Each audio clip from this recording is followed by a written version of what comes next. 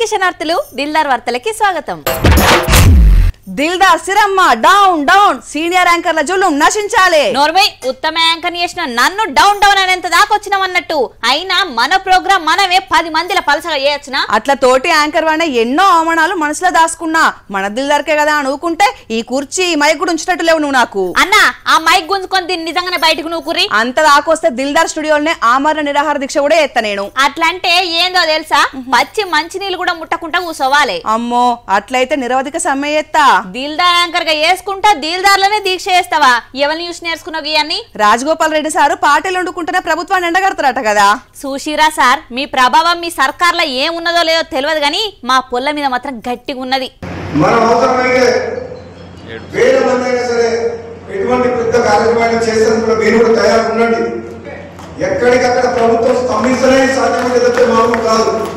మీకు ముందే చెప్తున్నా, ఈ party ruling party Congress party ఎమ్మెల్యేలైనా కాంగ్రెస్ పార్టీ ఎమ్మెల్యే నియోజకవర్గంలో అన్యాయం జరిగితే అవసరమైతే ప్రభుత్వంతో కూడా పోరాటం చేసేందుకు సిద్ధంగా ఉన్నా చెప్తున్నా.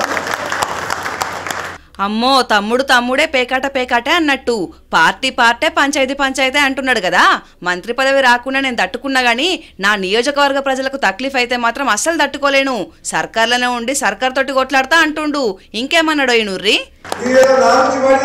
ముఖ్యమంత్రి దగ్గర పోయో నాకు ఏదో పదవి ఇస్తే నేను సపడే కూర్చుంటా, మా రైతులకు అన్యాయం అయితే నీ పదవి వద్దు, నాకేమొద్దు, నీ పైసలు వద్దు, పదవి వద్దు, నాకు రైతులు ముఖ్యం, మా ప్రాంత ప్రజలు ముఖ్యం అనే స్వభావం గల మనిషి కాబట్టి చెప్తున్నారు.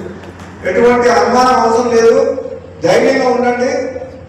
మీకు న్యాయం జరిగే వరకు మీ వెంట నేను ఉంటా. మీరు ధైర్యంగా ఎవ్వరు కూడా ఏడవలసం లేదు మీకు. ఎందుకంటే మీకు ఒక ఎమ్మెల్యే ఉండు. నేను ఆనాడు చెప్పిన 2018 మళ్ళీ ఇప్పుడు చెప్తున్నా, మీరు ఎమ్మెల్యేగా వచ్చింది మీ ఇంట్లో ఒక కుటుంబ సభ్యులుగా వచ్చింది తప్పితే నేను ఒక పదవి కోసం రాలేదు.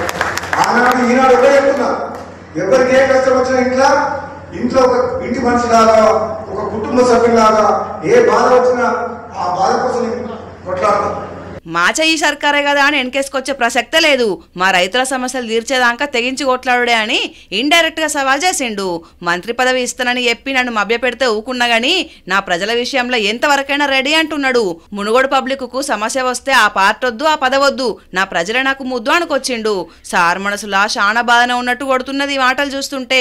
ఎమ్మెల్యేగానే ఇంత చేస్తే సార్ మంత్రి అయితే మా మునుగోడుకు ఇంకెంత చేస్తున్నావు అని మస్తు ఫీల్ అవుతున్నారు కావచ్చు పబ్లిక్ కు.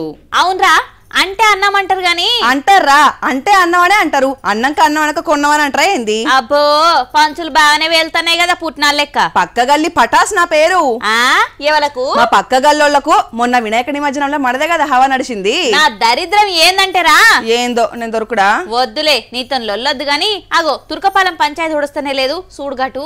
మాయా లేదు మర్మం లేదు, అంతా అబ్రకదబ్రా అవుతున్నది గుంటూరు జిల్లా తుర్కపాలెంలా. గత్తర గాల కలిసిందా లేకపోతే తినే తిండిలో కలిసిందా అని తెలిసే పనులు ఉన్నారు. మనుషులు చేస్తున్నారు అని ఉన్నోళ్ళు కూడా భయంతో చేస్తున్నారు. పాపం తినే తిండి ఒంటికి పట్టదాయే, కంటికి నిద్ర పట్టదాయే. పాపంలే అని సర్కారోళ్లే భోజనం ఏర్పాట్లు చేసిండ్లు. 3 పూటల ఇక్కడనే తినుర్రి, మరి గాళ్ళ నీళ్ళల్లో ఏమన్నా తేడా ఉన్నదేమో చూద్దామని భోజనం ఏర్పాట్లు చేసిర్రట. ఇక టెస్టులు కూడా పొట్టు చేస్తున్నారు. ఉన్న గింతంతుళ్లే వారం మనుషులు జీవిడుచుడు, నెలకు 10 మంది లెక్కదేలుడుతోటి సీరియస్ గానే తీసుకున్నారు. మరి ఏం తేలుతుందో చివరి వరకు చూద్దాం. ఈ లోకం పాడుగాను కలిసిమెలిసి ఉంటే కూడా ఓరుస్తలేరు, కళ్ళ నిప్పులు పోసుకుంటున్నారు. అవునరా, మనిద్దరికి కూడా దిష్టి కొట్టకుండా చూసుకోవాలి. నాకు అదే అనిపిస్తున్నది. ఎవరి దిష్టి కొట్టిందో ఏమో గాని నువ్వు నా మీద ఈ నడుమ పగబట్టినట్టే చేస్తున్నావు. నే కాదు, నువ్వే నా మీద కచ్చగట్టినట్టే చేస్తున్నావు. చూసినవా, ఇంతకు మునుపు నువ్వు బుజ్జమ్మ లెక్క మాట్లాడేది, ఇప్పుడు భూతం లెక్కనే మీద పడుతున్నావు. సిరమ్మ, మన ఇద్దరం కలిసి చేసిన రీల్స్ చూసి కామెంట్ బాక్స్ లో గుడ్డు నిమ్మకాయ కనబడ్డదిరా. అగో అదిగో పులి అని అంటే ఇదిగో తోక అని అంటది. దిష్టితోటి పోయేదారా మన దోస్తా? వాళ్ళు ఎన్ని కామెంట్లు పెట్టినా సీతక్క కొండ సురేఖక్క లెక్క మనం కూడా జాన్ జిగరమని నిరూపించుకుందాం, సరేనా?